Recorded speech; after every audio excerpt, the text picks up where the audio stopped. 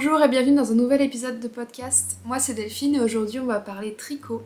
Donc voilà, c'est l'hiver, il fait assez froid et donc j'ai envie de faire du tricot plutôt que de faire de la couture. Donc depuis le début de l'année j'ai pas cousu grand chose, va falloir que je m'y remette. Mais pour le moment parlons tricot. J'ai plein d'envie de tricot en ce moment, je sais pas ce qui me prend, ça fait 2 ans que je tricote et j'ai l'impression que voilà maintenant je comprends un peu mieux les différentes constructions et les différentes laines et tout ce qu'il y a autour du tricot, toute la théorie. Donc j'ai envie de me faire des pulls, plein de pulls différents qui correspondent exactement à mes envies. Pour vous remettre dans le contexte, à Noël j'ai eu un bouquin qui permet de designer ces pulls et cardigans. Je vous ferai voir ça quand je prendrai le temps de tourner la vidéo qui vous présente mes différents livres. Et du coup j'ai feuilleté un peu ça, j'ai essayé de comprendre comment il fallait faire et donc maintenant il faut que je passe à l'action. Donc pour ce faire, je me suis pas basée sur un seul modèle et une seule laine pour me tricoter des pulls là, en début d'année. J'ai fait plusieurs essais avec plusieurs laines différentes parce que voilà, j'aime bien tester plusieurs choses différentes et j'ai plein d'idées, donc ce qui sera pas fait tout de suite sera fait plus tard. Donc je vais vous présenter mes envies et mes projets tricot pour ce début d'année et à la fin du podcast, je vous ferai voir rapidement comment je lave et je bloque mes tricots. Parce que voilà, moi quand j'ai commencé je savais pas trop comment ça se passait et ce serait l'occasion de vous faire voir ça. Surtout que vendredi matin j'avais mon magnifique Friday Tea sur moi et en mettant du mascara il m'a échappé et voilà, il y a une grosse trace de mascara là. Donc va falloir que je le lave. Je pourrais laver juste la manche mais ça fait plusieurs fois que je le mets. Donc il serait temps de le laver, surtout que j'ai vu, comme je vous disais la dernière fois, qu'il commençait à feutrer là au niveau des aisselles, certainement à cause du frottement et du déodorant aussi. Donc il aurait bien besoin d'un bon lavage, donc on se retrouve à la fin pour ça. Donc avant de commencer tout tricot, normalement il faut faire des échantillons, donc c'est des petits carrés sur lesquels on teste la laine et les aiguilles pour voir le rendu et pouvoir compter le nombre de mailles pour un échantillon par exemple de 10 cm. Pour savoir si la laine et la taille d'aiguille correspond au modèle. Donc c'est ce que j'ai fait, je me suis bien amusée, j'en ai fait pas mal, je vais vous faire voir ça. Voilà ma petite pile d'échantillons. Alors j'en ai jamais eu autant de ma vie. Il me semble que j'en ai fait pour chaque ouvrage que j'ai réalisé parce que généralement je prenais pas la laine recommandée et Dieu sait que les tailles d'aiguilles c'était pas forcément ça, donc j'adaptais à chaque fois. Donc voilà tous mes petits échantillons. On va commencer par quoi ? Je vous ai parlé des pulls, donc on va commencer par les petits pulls. Hop, et je vous montrerai la laine associée également, sauf si Rio, il mange tout. Rio, arrête. Donc, début d'année, il me semble que je vous avais parlé de la laine que j'avais achetée de chez Drops, la Alpaga, donc 100% Alpaga, coloris 90-20, donc c'est un gris très clair, un peu chiné comme ça. Et l'alpaga c'est vraiment doux, là, 100% alpaga, mais ça a l'air tellement confortable. Et ça pique un petit peu, mais ça va, enfin je pense que ça ira. Donc avec ça, je me suis fait un premier échantillon tout en jersey comme ça. Rio, la laine! Je vais mettre les pelotes à côté de moi parce que plus rien rester. Je me suis fait un petit échantillon comme ça tout en jersey pour voir ce que ça rendait et j'ai tenu le fil en double parce qu'autrement c'était vraiment fin la alpaga tout seul. Voilà ce que ça rend, c'est super fluide, super léger et c'est pas transparent, ou très peu, si un petit peu on voit, mais ça ira. Donc voilà, suite à ce premier échantillon, j'ai vu le pull sweater numéro 18 de My Favorite Things, je vous mets une petite photo là, qui est un pull très texturé, moi j'aime bien les pulls texturés, dans une laine assez dufteuse et eux ils recommandent, je regarde là parce qu'à mon ordinateur je connais pas toute tête, un fil dentelle et un fil hareng. Moi j'ai décidé que 2 fils de Drops ça irait et donc j'ai pas voulu acheter ce patron justement parce que j'avais le bouquin pour faire designer ces pulls, donc je voudrais bien m'entraîner. Et je vais essayer donc de reproduire ce modèle. Ça me paraît pas infaisable, mais voilà, faut se lancer à un moment et là je suis motivée donc je vais faire ça. Donc je voulais pas le reproduire à l'identique de base, donc j'ai fait plein d'essais comme ça, j'ai fait un autre échantillon pour voir ce que ça donnait, différentes textures avec des points assez simples, hein. C'est des points envers, des points endroits, là j'ai essayé de faire des petites nopes. Voilà. Très compliqué de choisir après pour définir le patron final. Et donc j'ai refait un échantillon avec ce que j'avais sélectionné qui ressemble beaucoup au modèle d'origine, mais bon, c'est pas grave. Voilà, donc les répétitions, hop, sans les côtes ici, ça fera ça sur le modèle.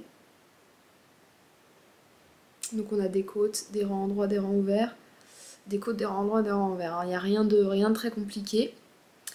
Voilà. Donc ce sera le motif du pull que je vais tricoter et il me semble que j'aurai largement assez de pelote, il me semble que j'en ai 10. Donc ça ira très bien. Donc ça c'est le premier projet que j'aimerais faire et je pense que c'est par celui-là que je vais commencer.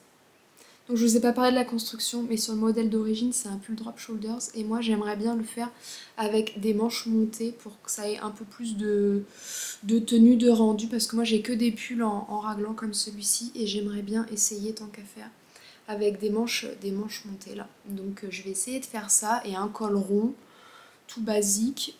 Je vais le faire pas trop large, moins large que sur le modèle, parce que j'ai envie que voilà, ça fasse quand même assez habillé. Et au niveau des finitions, on verra sur le moment.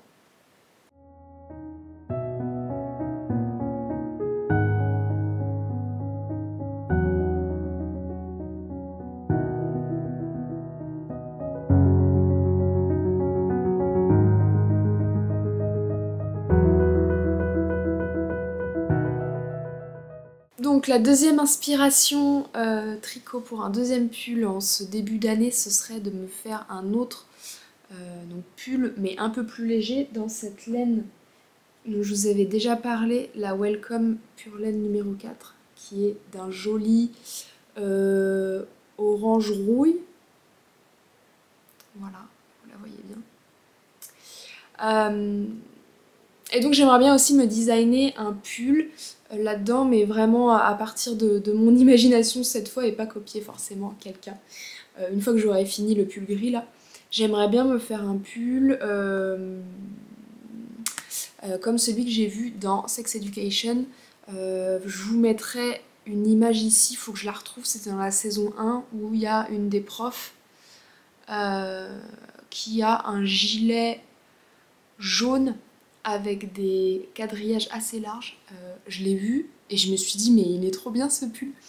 Et tout de suite ça a fait tilt dans ma tête et donc je me suis dit avec cette couleur là je vais essayer de reproduire quelque chose dans le genre mais en forme de pull, pas en forme de gilet. Le gilet sera pour plus tard. Donc j'ai tricoté un petit échantillon, regardez ça, c'est pas trop mimi ça. Voilà, avec un jeu de texture là sur les lignes horizontales et verticales. Donc il est un peu transparent parce que j'ai pas beaucoup de laine et j'ai pris des aiguilles assez grosses pour pouvoir avoir assez pour un pull normalement. Donc voilà, ça donne ça. Je vais me mettre derrière pour que vous voyez mieux. Hop. Voilà, assez simple. J'ai repris d'ailleurs le même point qui est sur le sous-mac là que je porte. Je sais plus comment il s'appelle, je vous mettrai peut-être le nom en dessous si je le retrouve. Voilà, donc j'en ai fait des lignes et des colonnes. Et ça me paraît... Ah mais c'est l'envers. J'en ai fait des lignes et des colonnes et ça me paraît pas mal. Voilà, je sais pas si sur les bras je ferai des quadrillages aussi, je verrai bien. Mais en tout cas sur le corps ça me paraît être pas mal et être la bonne largeur des carrés. J'espère qu'ils sont carrés d'ailleurs, oui ça va. J'ai eu un peu de mal quand j'ai tricoté. Et ça s'est tricoté très vite et je suis vraiment pressée de le faire. Pour la construction de celui-là, je sais pas trop comment je vais faire. Je pense que je verrai si j'ai pas trop galéré sur le pull gris d'avant. Mais ce sera un pull, c'est sûr, ce sera pas un cardigan. Et au niveau des épaules, j'aimerais bien tenter un drop shoulders. mais il me semble que dans le bouquin, il n'y a pas les instructions pour faire ça. Ou alors je ferai des manches montées, hein. Je verrai bien. Mais donc voilà, ça c'est le deuxième projet. Et ça, ce sera... Enfin, ça va certainement me prendre un petit peu de temps, le pull gris. Donc ce pull rouille, ce sera certainement pour le printemps. Même si c'est des couleurs plutôt automnales, écoutez, ça fera très bien l'affaire. Parce qu'il sera pas très épais, hein. Là je vois clairement à travers, donc c'est pas lui qui me tiendra très chaud.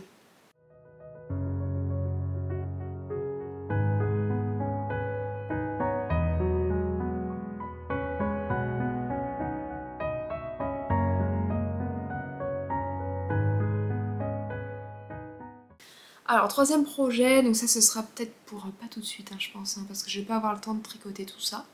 Mais voilà, c'est des envies du moment. Ce serait de faire un cardigan dans l'esprit du Fortune Sweater de Petite Knit. Je vous mets une incrustation là, vous avez déjà dû le voir passer et je le trouve vraiment trop joli.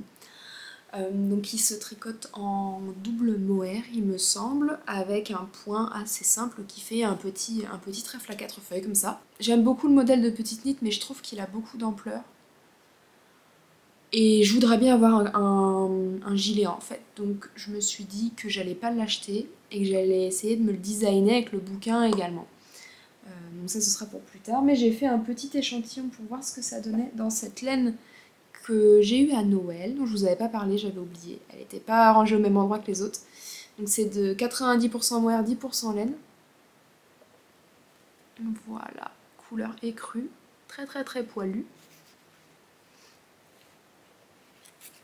Et donc j'ai fait un petit échantillon pour tester et j'ai testé deux motifs différents pour construire les petits trèfles à 4 feuilles. Je verrai bien le moment venu ce que je choisirai. Voilà, ça donne ça. Et le fil, je l'ai mis en simple au final parce qu'il est quand même assez épais avec la laine dedans. Voilà ce que ça donne. On voit pas très bien. Voilà, là on voit les trous. Bon, j'ai dû me tromper un chouïa, là, ça me paraît bizarre. Mais voilà les petits motifs. Au niveau du placement des motifs, je sais pas si je garderai comme ça. Faudra que je réfléchisse un peu plus. Je sais pas si c'est trop éloigné. Je voudrais pas que ça fasse mamie non plus. Je sais pas. Donc voilà, l'idée ce serait de faire un petit gilet comme ça avec des manches montées pour que ce soit un peu bien structuré aussi dans cette laine, et j'en aurais largement assez, hein, parce qu'avec ça, enfin, pour faire cet échantillon, j'en ai pas utilisé beaucoup vu que c'est en simple alors que je voulais le faire en double.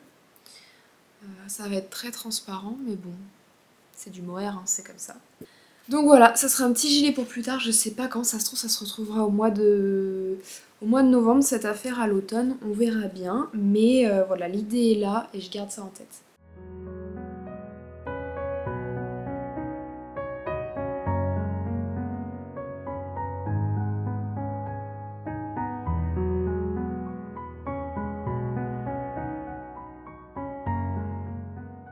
Et quatrième projet, donc c'est pas un pull, ce serait pour me faire des moufles avec une laine que j'avais trouvée chez Emmaüs, qui est couleur écrue comme ça, avec hop, voilà, du mohair dedans. J'en ai plus que ça, mais j'ai débobiné un peu pour voir à l'intérieur le petit écriteau sur lequel il y a la composition. J'avais pas vu ça. Et c'est du super vaporeux de Bouton d'Or, ouais c'est ça. Donc c'est du 60% mohair, 40% acrylique. Je suis un peu déçue, je pensais qu'il y avait un peu moins d'acrylique, mais ça fera l'affaire. Donc avec cette laine qui est quand même assez épaisse, j'ai prévu de me faire des moufles. Pareil, j'ai envie de me designer des trucs en ce moment, donc je vais copier, enfin designer, voilà, d'essayer de copier des choses. Je vais copier les moufles, je vais pas vous dire le nom, je vous mets une photo et le nom en dessous de cette designer là, je les trouve vraiment jolies, avec l'effet en biseau là des côtes torse, moi qui adore les côtes torse en plus. Je pense que ça va être super. Et pour ce faire, j'ai fait deux échantillons avec deux numéros d'aiguilles différents. Donc là j'ai fait avec la numéro 4. Et c'était pas mal, j'aime bien, c'est assez assez flexible, sauf que bah, je vois quand même pas mal à travers. Et je me disais pour l'hiver, enfin moi je veux vraiment des moufles cette fois-ci qui me tiennent bien chaud aux mains. Donc j'ai fait un autre échantillon avec, donc, en aiguille circulaire, j'ai pas en dessous de 4, en aiguille circulaire interchangeable. Donc j'ai pris ce que j'avais du 2,75 pour les chaussettes. Donc j'ai pris ça, il faudrait que je me trouve des aiguilles circulaires 3 et 3,5 quand même, ce serait pas mal, faut que je note ça. Ouais, donc ça me donne cet échantillon là qui est vraiment beaucoup plus serré.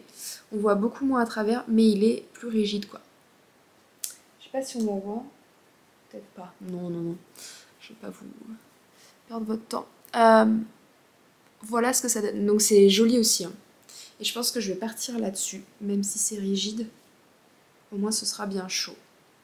Donc voilà, je vais essayer de me faire des moufles. Bon, je pense que c'est pas infaisable, hein. J'ai déjà fait plein de chaussettes. Et il y a pas mal de photos du patron des moufles biseautés, là je vais les appeler comme ça, sur Instagram et sur Ravelry. Donc je vais essayer de voir, de calculer à peu près combien il me faut de mailles. C'est la première fois que je vais faire un pouce avec un gousset, je pense, là, avec des augmentations. Mais ça me paraît pas sorcier, donc je vais tester ça et puis je vous tiens au courant.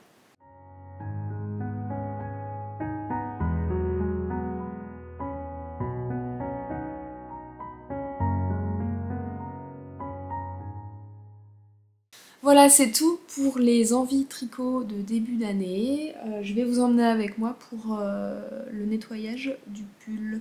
Alors je vous emmène avec moi pour le lavage. Donc il vous faut hop, une bassine et de la lessive pour laine. Donc moi j'ai pas encore investi dans les trucs spécial tricot, mais j'ai ça qu'il y avait déjà chez ma maman et ma foi ça marche très bien. Pour l'instant il n'y a pas de problème au niveau de la tenue des tricots. Donc quelque chose à savoir, c'est qu'il faut jamais mettre de l'eau trop chaude ou trop froide sur ces tricots parce que ça abîme la fibre. Donc toujours de l'eau à température ambiante quand on plonge son tricot. Donc je vais remplir ma petite bassine, je vais mettre ma lessive et on se retrouve après.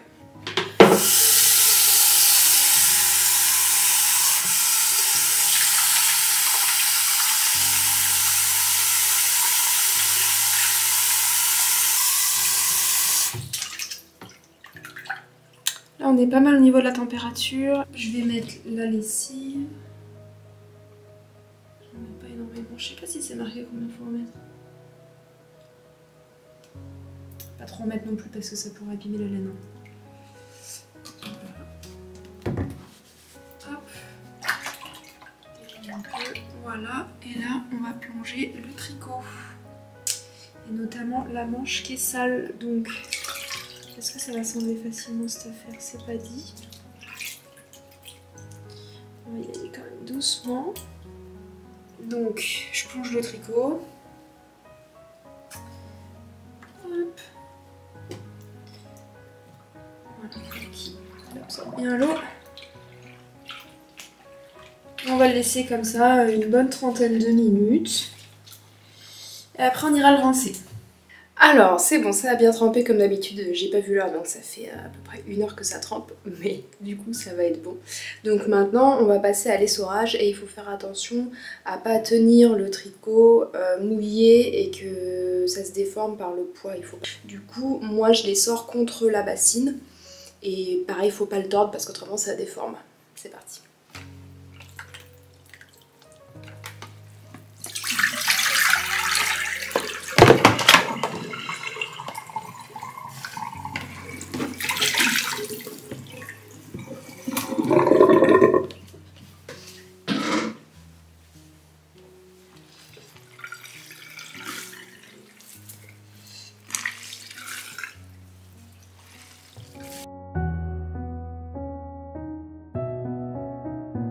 Voilà, je l'ai bien essoré avec mes mains, du coup sans le tordre ni le tirer. Et maintenant, pour enlever encore plus d'eau, je vais le mettre entre 2 serviettes et je vais appuyer avec mes pieds dessus.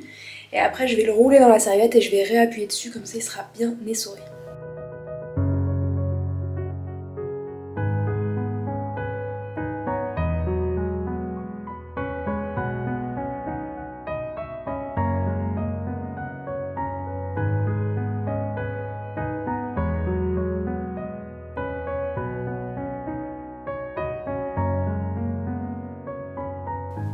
Maintenant je vais rouler les deux serviettes sur elles-mêmes et appuyer avec mes jambes.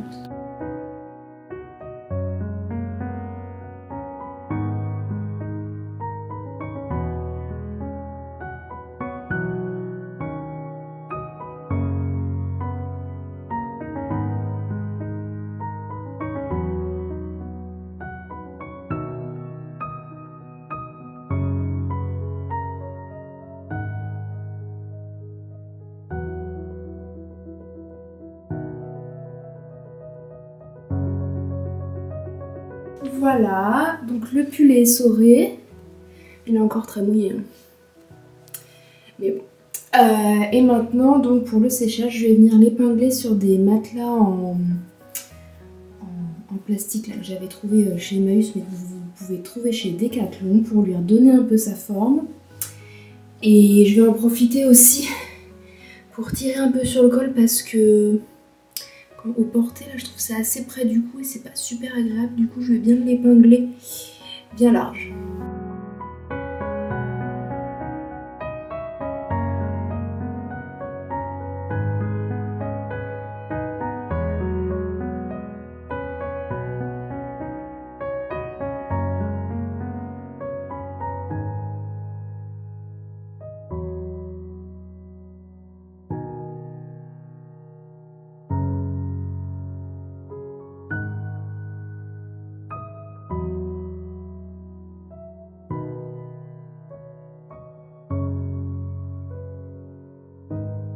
Et voilà qui est fait. J'ai juste mis des petites épingles ici, on verra ce que ça donne. Sinon le reste du corps, bah, je l'ai pas épinglé, il n'y a pas besoin, c'est juste ici parce que je trouve qu'il est toujours un peu serré au niveau de la poitrine là, on verra ce que ça donne, mais voilà. Voilà, c'est tout pour aujourd'hui, donc merci d'avoir regardé cette vidéo. Si ça vous plaît, n'oubliez pas à vous abonner, à liker et à laisser un petit commentaire, ça fait toujours plaisir. On se retrouve très vite pour l'avancée donc des différents tricots et également des prochains projets couture. À bientôt!